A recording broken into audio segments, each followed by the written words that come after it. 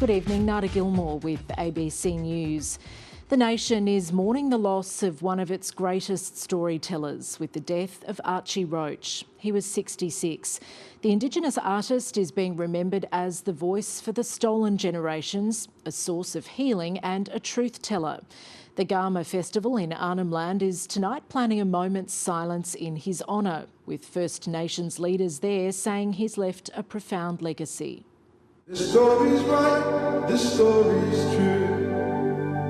Archie ROACH spoke to Aboriginal and Torres Strait Islander people in a way few others could, of pain, of love, of survival. His songs told his own story, one shared by many others.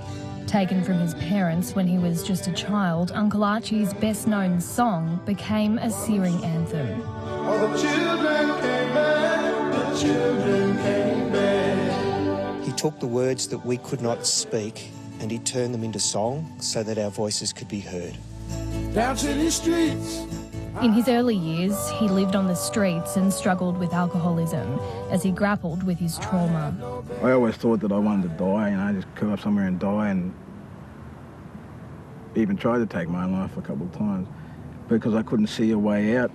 As a teenager, he met Ruby Hunter, a fellow singer and Stolen Generations survivor who would become the love of his life. Together, they penned songs that became a soundtrack for Indigenous Australia. You're not alone. The families of both Archie and Ruby have given permission for their names and images to be used to preserve their legacy. The Gunditj Murra and Bundjalung man said his art was built on pain, but driven by hope. Doesn't matter how your history's been good or bad or sad things in your history, you've got to tell it all, you know. And it has a way of helping to ease the pain. If we can be just a little bit more like Archie, then Australia is going to be the kinder, more resilient place, more emotionally mature country that we want it to be. When Ruby Hunter died suddenly of a heart attack in 2010, Uncle Archie found solace in the recording studio. That was the best way for me to channel my grief. His own health had suffered in recent years, but he continued to perform, especially for Aboriginal audiences. I'm not being forced to do this because of my health. In fact, I'm actually arguing with people and saying, no, I want to do this. News of Uncle Archie's passing rippled through the crowd here at Garma Festival last night. And as people here process their collective grief, one thing is clear. Archie ROACH has left a profound legacy. You know, I sent a message back home to my cousins saying the respect and acknowledgement and tributes that have been here, you know, everyone is sending you love and strength. Survived by his two sons, his family paid tribute to the man they describe as a unifying force. And now, you know, he's dreaming with Ruba and Auntie Ruby and his mum and dad, you know, who he longed for. Yeah. Uncle Archie once said that songs outlive people, and there's no doubt his will endure, a precious gift to the nation. I came back.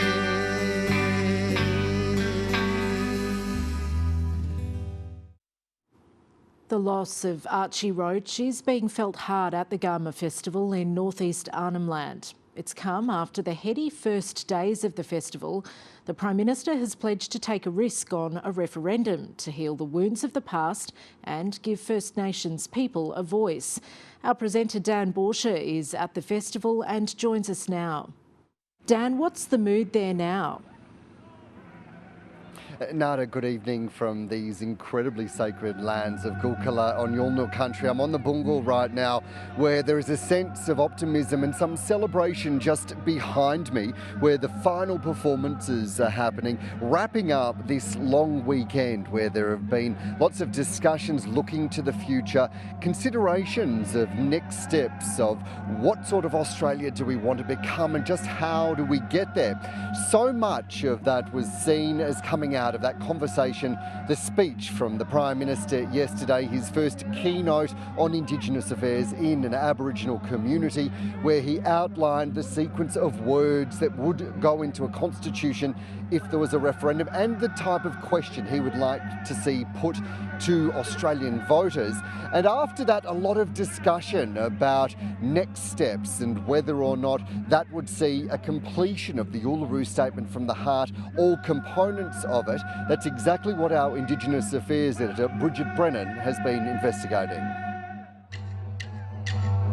This dusty centre stage in northeast Arnhem Land is where the clans of the Yolngu share the stories they've held for centuries. The power and the joy of this ceremony is what the Garma festival is all about. Alongside the dance at the campfire, there's a debate beginning here that could define a nation. I don't need any more tears or, broken promises. We just need leadership to stand up.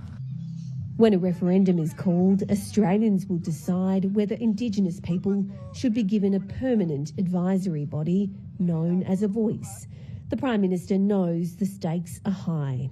There is a risk here, but there's a risk of not advancing as well. I've taken a step forward because the danger was that the process stalled. Indigenous leader Miles Richardson has come to Arnhem Land from the Haida Nation in Canada. In his experience, constitutional reform means little if governments don't commit to listening and handing over control. In Canada, we have constitutional provisions beautifully recognizing and authorizing Indigenous rights, Aboriginal rights. In terms of title and ownership, they haven't amounted to a hill of beans because they're denied at the political level. The draft referendum question was released here in Gulkula in northeast Arnhem Land, and now naturally Australians will have questions about when a vote will be held and what a voice to Parliament could look like. But what the Yolngu people here say is it's also a treaty that's decades overdue. People have been waiting for and expecting treaty for a long time. The Minister for Indigenous Australians is adamant a National Treaty and Truth-Telling Commission will happen. It's not about apportioning guilt. It's not about blame. It's about that we all can share in the whole story of this country. Rewriting a new chapter and a new era for Australia's first people. Bridget Brennan, ABC News, Gulkula. We're now joined again by Dan Borsche from the Garma Festival. Dan, the Prime Minister has laid out his preferred question for Australia. When do First Nations leaders want the question asked? Well, that's a very big question indeed, Nada. There's been some discussion about whether that should be on the 27th of May next year, the anniversary of Australia's most successful referendum to count Aboriginal and Torres Strait Islander people as Australian citizens. But there seems to be a bit of a move solidifying about a date for that referendum that could be later in the year, perhaps around October or even November, as a way of having more time to have the big conversation about this sort of reform. Some have described it as nation building, as a way of bringing all Australians into the conversation. And of course, on top of that, there's been additional discussion today from the Minister for Indigenous Australians, Linda Burney, about truth-telling and saying that, yes, there is a need to have a discussion about some sort of truth-telling mechanism. And the Minister revealing to me that that's exactly what the government's looking at. So a lot of discussions happening all about these reforms and just how we get towards them. Dan Borsche reporting from the Garma Festival. Thank you.